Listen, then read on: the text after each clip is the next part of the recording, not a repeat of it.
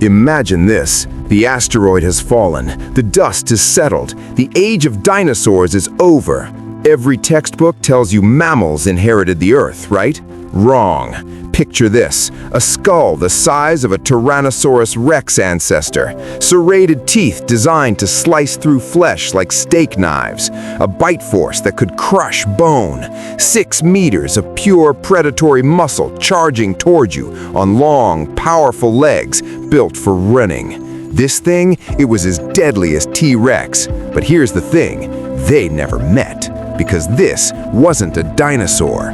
This was Barinasuchus, a crocodile that refused to live in the water, a monster that ruled the land for 25 million years after the dinosaurs went extinct, and most people, they've never even heard its name.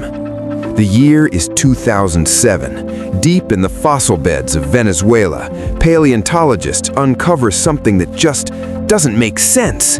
A massive skull, about a meter long, the same size as Desplettosaurus, a direct ancestor of T-Rex, but the teeth are all wrong. Not the cone-shaped, fish-gripping teeth of modern crocodiles. These are serrated, curved backward, blade-like, built for one purpose only, tearing through flesh. The researchers realized they're not looking at just another crocodile. They're looking at something that rewrote the rules. Barinasuchus belonged to sebecid, a bizarre family of crocodile relatives that abandoned the water entirely. While their cousins evolved into semi-aquatic ambush predators, sebecids went the opposite direction. They stayed on land. They developed long legs positioned directly beneath their bodies, just like the theropod dinosaurs they replaced. They grew deep, powerful skulls, packed with muscle attachment points that gave them bite forces rivaling the great predators of the Mesozoic. And Barinasuchus, it was the largest of them all. Based on comparisons with other sebecids, scientists estimate Barinasuchus reached 6 meters long, possibly up to 10 meters according to some estimates. That's 20 to 33 feet of scaled muscle. It weighed between 1,600 and 1,700 kilograms, close to an adult Allosaurus. The largest land predator today, the polar bear, maxes out at 800 kilograms. Barinasuchus was more than twice as heavy. And unlike any crocodile alive today, it was built for speed. Think about modern crocodiles, ambush predators that lie motionless for hours, then explode in brief bursts. They're built for water, with short, sprawling legs that make them clumsy on land. But Barinasuchus, it had long legs held upright beneath its body like a mammalian predator. It could run. Imagine being a small mammal in the Eocene, grazing near a riverbank when that emerges from the forest. 6 meters of scaled muscle, jaws armed with serrated teeth, moving towards you with the speed and precision of a Komodo dragon on steroids. You wouldn't stand a chance. That's the nightmare of Barinasuchus. It combined the raw power of a crocodile with the hunting strategy of a terrestrial predator. It didn't wait by the water, it came to you. Scientists believe it hunted like Komodo dragons, lying in ambush near trails, then charging in explosive bursts. Its metabolism was low like other reptiles, so it couldn't chase prey long distances, but it didn't need to. With powerful jaws and flesh-cutting teeth, a single bite could tear through muscle and bone. Survivors would weaken from blood loss, easy to track and finish later. Or Barinasuchus could simply wait and scavenge when ready. Time was on its side. Let's examine that skull, because this is where Barinasuchus becomes truly terrifying.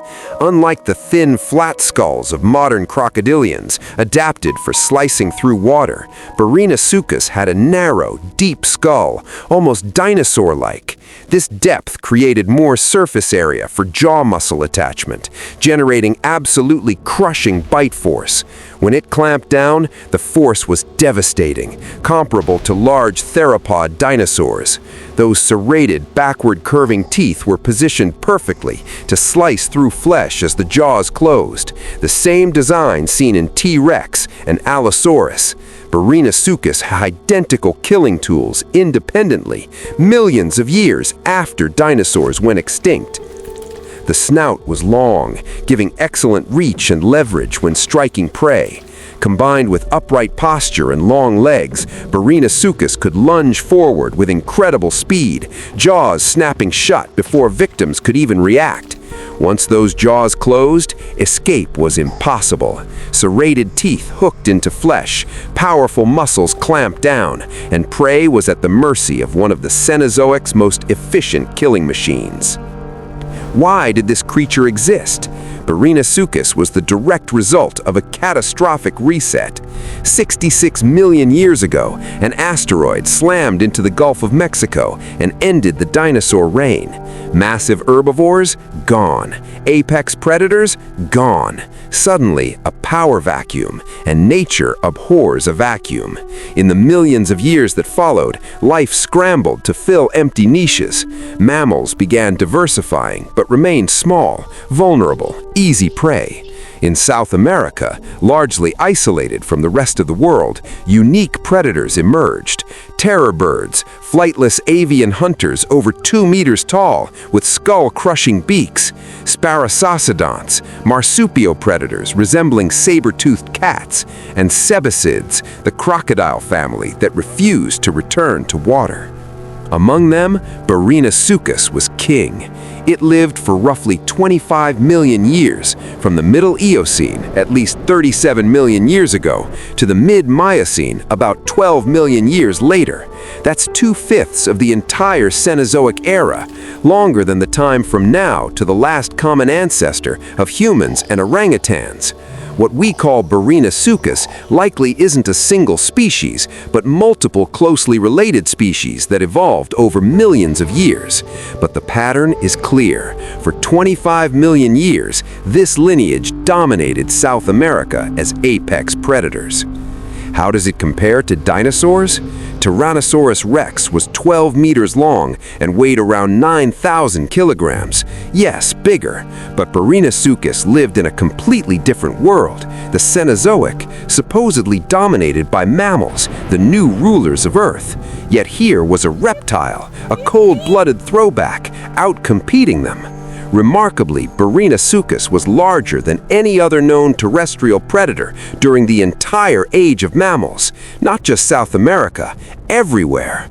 Sure, massive predators existed in oceans like Purosaurus, which weighed 3 times as much, but on land, Barinasuchus stood alone. The sebecids were the most primitive branch of Crocodilomorpha known to survive past the Cretaceous. Most relatives went extinct alongside dinosaurs, but sebecids endured. Adapted, they thrived. As large herbivorous dinosaurs were replaced by increasingly large mammals, sebecids evolved to keep pace, growing larger and more specialized. Barinasuchus was the pinnacle, the ultimate expression of what a land-dwelling crocodile could become. What did it eat? Based on the Eocene and Miocene ecosystem, Barinasuchus likely preyed on early mammals, primitive ungulates, early relatives of horses and rhinos just beginning to diversify. Giant turtles with shells the size of small cars, perfect for ambush predators. Barinasuchus's powerful jaws could crush through them. Large fish and river systems, possibly other reptiles, including smaller crocodilians. Anything in its territory was fair game. Like Komodo dragons, younger Barinasuchus likely hunted smaller prey until reaching adulthood and becoming apex predators. South America during the Eocene and Miocene was hot and humid. Dense rainforests covered the continent, broken by slow rivers and vast swamplands. Climate was warmer than today. This heat, it was crucial. As an ectotherm, Barinasuchus needed external warmth for an efficient metabolism. Constant tropical heat meant year-round activity, no hibernation needed. With a low metabolism compared to warm-blooded predators, Barinasuchus didn't need frequent meals. meals. A large kill could sustain it for weeks, possibly months. It could afford patience, waiting for perfect opportunities rather than constantly hunting. It likely had territories where it knew game trails, water sources, and prey congregation spots. It would patrol slowly, methodically, using keen senses to detect its next meal. Unlike modern crocodiles relying on remaining motionless in water, Barinasuchus used dense rainforest vegetation as cover. It positioned itself near trails, hidden by undergrowth, and waited. Hours, days. When prey appeared, those long legs unfolded and Barinasuchus surged forward with shocking speed. Attacks ended in seconds, jaws clamping, serrated teeth slicing deep, prey collapsing. Then, methodical feeding, tearing chunks with those blade-like teeth. So if Barinasuchus was so successful, why isn't it still around? The world changed and Barinasuchus couldn't. Around 12 million years ago, during the Middle Miocene, the climate shifted. The Andes rose, altering weather patterns. Growing mountains blocked weather systems, creating rain shadows and changing rainfall distribution. Lush rainforests that covered South America for millions of years fragmented and shrank. Global temperatures declined, edging toward the Pleistocene ice ages. For large ectotherms like Barinasuchus, this was a death sentence. Cold-blooded animals rely entirely on the environment for body temperature regulation. When it gets colder, their metabolism slows, digestion takes longer, movement becomes sluggish. For creatures needing enormous amounts of food to maintain body mass, this was catastrophic. Barinasuchus couldn't hunt effectively, couldn't grow as large. Slowly, over millions of years, it faded. But it wasn't just temperature. The entire ecosystem collapsed. Lush, swampy rainforests dried up. River systems became seasonal. Dense vegetation providing ambush cover disappeared. Most critically, mammals evolved. Larger, smarter, more competitive. Warm-blooded predators remained active when temperatures dropped. They hunted at night, pursued prey longer distances. They had higher metabolisms allowing sustained activity. Sebecid with low metabolisms and warm climate dependence just couldn't compete. Barinasuchus and its fellow sebecid Langstonsuchus went extinct 12 million years ago, ending the sebecid lineage forever. Barinasuchus didn't die from predation or battle. It died because the planet cooled by just a few degrees. That's all. A small global climate shift, and the largest land predator of the age of mammals simply stopped existing. Nature doesn't care how powerful you are. After ruling for 25 million years, when the conditions allowing your existence disappear, you go with them. Why have most people never heard of Barinasuchus? Why isn't it as famous as T-Rex or Megalodon? Part of it is the fossils. It's known only from incomplete skulls found in Venezuela, Argentina, and Peru. Not a single complete skeleton has ever been found. Not a single leg bone, vertebra, or even a rib. Everything about body proportions comes from comparing skulls to other sebecids and making educated guesses. Without a full picture, it's harder to reconstruct, visualize, and market. And most fossils were discovered in South America, which, let's be honest, gets far less media coverage than North American or European finds. But there's something else. Barinasuchus lived in the dinosaur's shadow. It came after. In public consciousness, nothing after dinosaurs can ever be quite as impressive, right? We've been conditioned to think of the Mesozoic as the age of giants, when Earth was truly wild and dangerous. The Cenozoic is seen as the age of mammals, when things settled down and became familiar. But that's a myth. Barinasuchus proves the post-dinosaur world was just as terrifying, dangerous, and full of monsters. It just looked different. Maybe that's the real legacy of Barinasuchus, a reminder that Earth was never safe. The dinosaur extinction didn't usher in peaceful eras of herbivorous mammals grazing in meadows, it unleashed chaos, a mad scramble to fill empty niches. For a brief, violent window of deep time spanning millions of years, crocodiles walked upright and hunted on land. They evolved steak knife teeth and bodies built for speed.